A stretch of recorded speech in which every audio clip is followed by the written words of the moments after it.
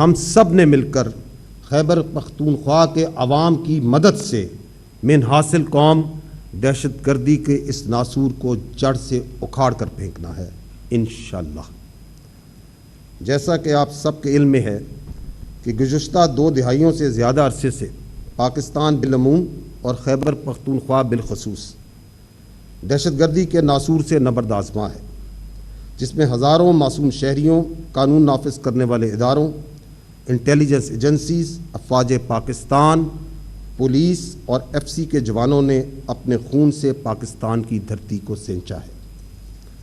سب سے پہلے میں آپ کو خیبر پختونخوا میں جاری کاؤنٹر ٹیررزم کی مد میں آپریشن کا جائزہ پیش کرتا ہوں۔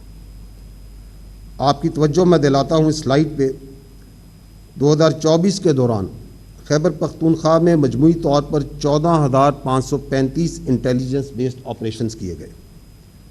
روزانہ کی بنیاد پر کیے جانے والے انٹیلیجنس بیسڈ آپریشنز کی تعداد 40 کے لگ بھگ ہے۔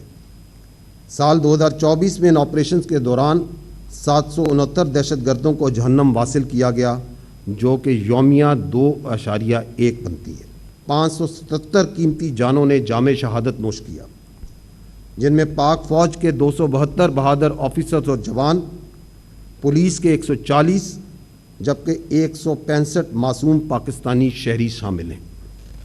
اسی طرح 2025 کی بات کی جائے تو خیبر پختونخوا میں رواں سال کے دوران اب تک 15 ستمبر تک 10,115 انٹیلیجنس بیسڈ آپریشنز کیے جا چکے ہیں، جو کہ تقریباً 40 آپریشنز یومیہ بنتے ہیں۔